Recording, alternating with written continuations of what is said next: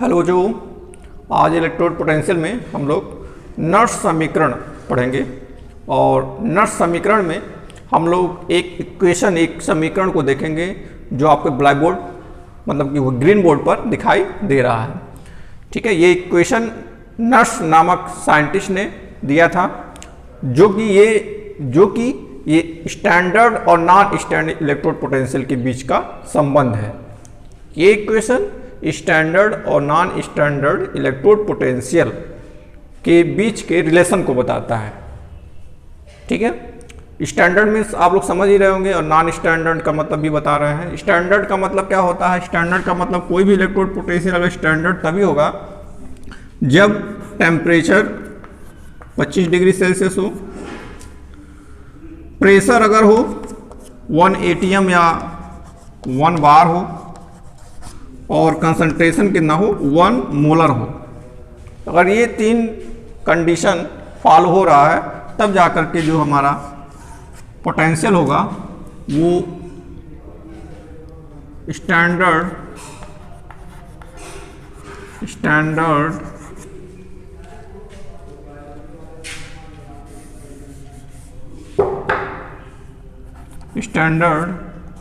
Electrode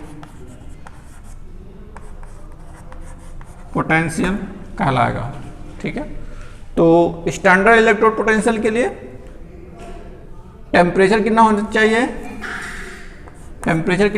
25 degree Celsius. Potential pressure कितना होना चाहिए? 1 atm, ठीक है, या बार, और कंसंट्रेशन कितना होना चाहिए? 1 मोलर होना चाहिए। तब जाकर के जो इलेक्ट्रोड पोटेंशियल हमारे पास होगा वो स्टैंडर्ड होगा। क्या होगा?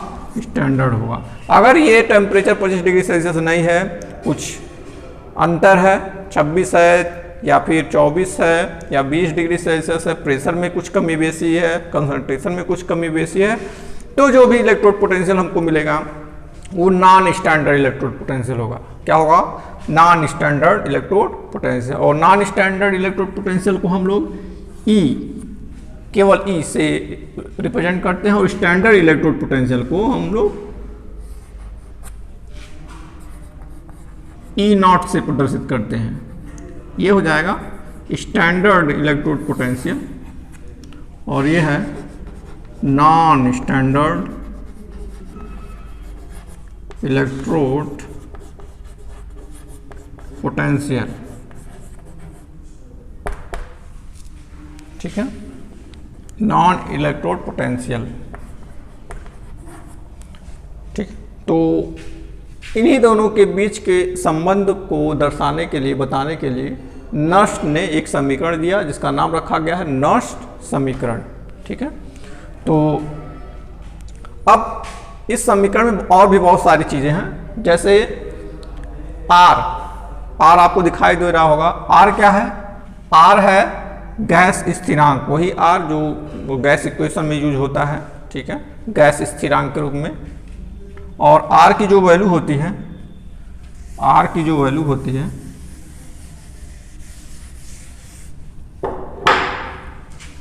वैल्यू होगी वो 8.31 जूल पर मोल पर केल्विन होता है। पर मोल पर केल्विन होता है। ठीक है, ये आर जो है एक गैस कांस्टेंट है, आर गैस स्थिरांक है जिसका मान होता है 8.31 जूल मोल पर मोल पर केल्विन। ठीक है, टी टेम्परेचर आप जान ही रहे हैं, टेम्परेचर है। N number of electron, number of electron. ठीक है, इलेक्ट्रॉनों की संख्या जो किसी भी इलेक्ट्रोड पोटेंशियल में यूज हो रही है। इलेक्ट्रॉन आ रहे हैं, जा रहे हैं, कोई इलेक्ट्रॉन देता है, कोई इलेक्ट्रॉन ग्रहण कर रहा है, कितने इलेक्ट्रॉनों का आदान प्रदान हो रहा है वो एन से रिप्रेजेंट हो रहा है। ठीक है, यहाँ पे।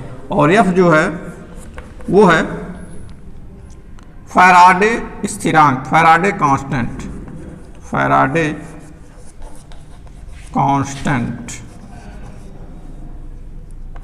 ठीक है, जिसका मान होता है 96,500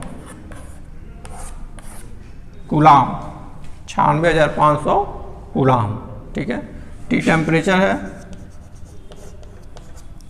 और यह नंबर ऑफ इलेक्ट्रॉन है, इलेक्ट्रॉन, और यह फैराडे कांस्टेंट।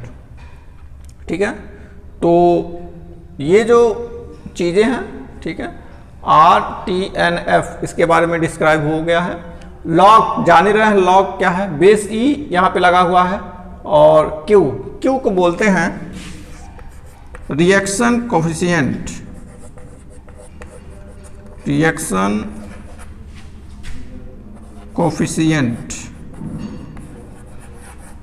ठीक है, या अपक्रिया स्थिरांक भी बोल सकते हैं, अपक्रिया स्थिरांक। ठीक है, अपक्रिया स्थिरांक। तो नॉट्स इक्वेशन में इतनी सारी चीजें हैं। ठीक है, पता रहना बहुत जरूरी है कि R क्या है, T क्या है, N क्या हो, F क्या है। ठीक है, अब थोड़ा सा हम लोग जानते हैं इसको, थोड़ा सा और आगे एक स्टेप और बढ़ते हैं और देखते हैं इसके बाद क्या हो सकता है। आप जान रहे हैं कि log E, ठीक है, log E को log 10 में बेस जो होता है, log यहाँ पे बेस E है, इसको log 10 में भी कन्वर्ट कर सकते हैं। तो log 10 में कन्वर्ट करने के लिए हमको 2.303 से मल्टीप्लाई करना होता है। तो इसको दूसरे रूप में हम लोग लिख सकते हैं। ठीक है, इसको लिख लिए होंगे मेरे ख्याल से। इसको एक दूसरा रूप हम लिख रहे हैं, E equal to E0 minus log को हम चेंज कर दे रहे हैं, log बेस, log E को चेंज कर दे रहे हैं,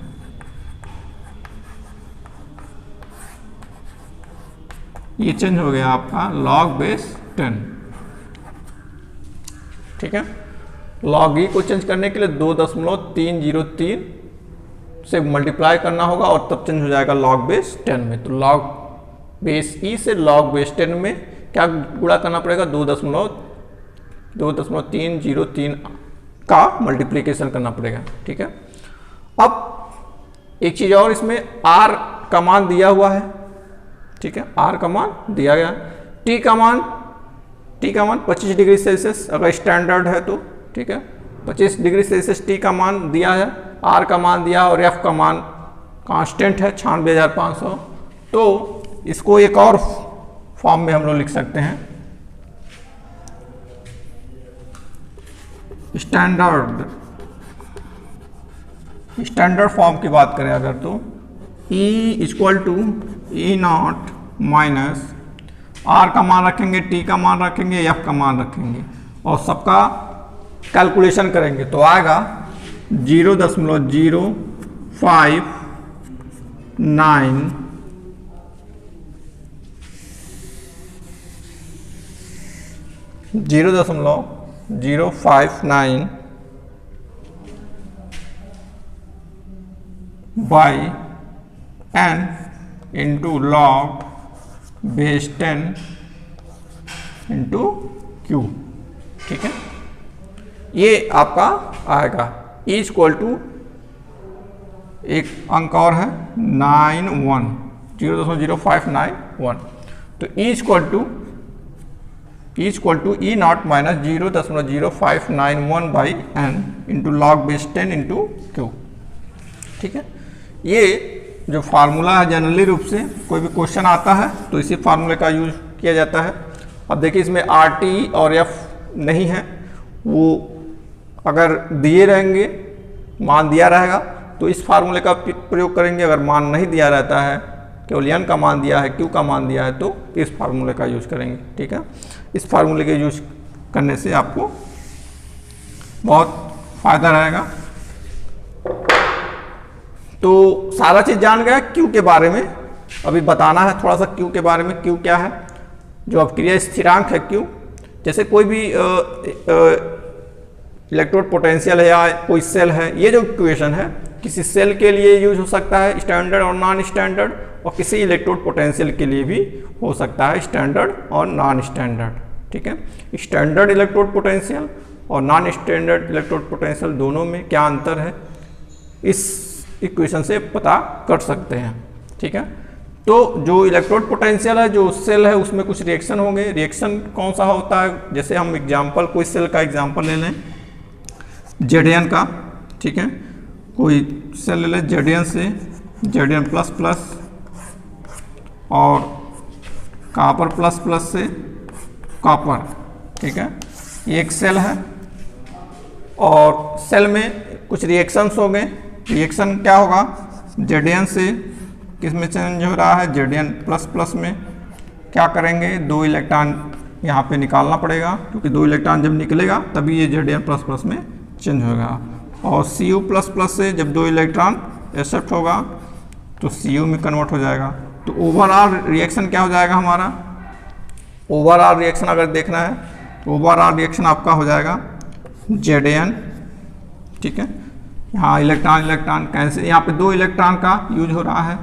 ठीक है, Zn फिर plus Cu plus plus gives Zn plus plus into Cu। ठीक है, ये हमारा इक्वेशन मिल रहा है। अब इस इक्वेशन में अगर हम Q का मान लिखना चाहें, Q का मान लिखना चाहें इस इक्वेशन में, तो ऊपर प्रोडक्ट का मान रहेगा और नीचे रिएक्टेंट का, मतलब प्रोडक्ट बाय रिएक्टेंट। प्रोडक्ट क्या है, यहाँ पे कंसंट्रेशन के रूप में लिखेंगे, concentration of Zn plus plus into concentration of copper. ठीक है, लेकिन कॉपर को नहीं लिखना है। कॉपर को क्यों नहीं लिखना है, क्योंकि सॉलिड में है। जो सॉलिड में होता है उसका कंसंट्रेशन चेंज नहीं होता है, इसलिए कैंसिल हो जाएगा। यहाँ पर Zn कैंसिल हो जाएगा और यहाँ पे हो जाएगा Cu plus plus, concentration of Cu।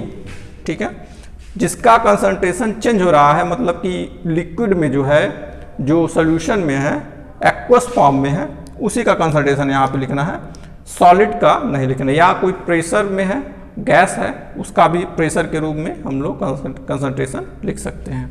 ठीक है, तो Q का मान निकालना है तो इस तरीके से हम रिएक्शन को देख करके लिख सकते हैं, बता सकते हैं। ठीक है, यहाँ Zn plus plus aqueous form में है, इसलिए इसका कंसंट्रेशन, यहाँ पर भी एक्वस फॉर्म में है Cu प्लस प्लस, इसलिए इसका कंसंट्रेशन। ठीक है, तो ये स्टैंडर्ड और नॉन स्टैंडर्ड इलेक्ट्रोड पोटेंशियल के बीच का जो समीकरण होता है वो नर्स समीकरण कहलाता है और इस पे बहुत सारे सवाल लगते हैं। ठीक है, तो आप क्वेश्चंस लगाने का प्रयास करिएगा और इस समीकरण को जरूर लिखिएगा। ठीक है, इस वीडियो में इतना ही। नेक्स्ट वीडियो के लिए थैंक यू वेरी मच।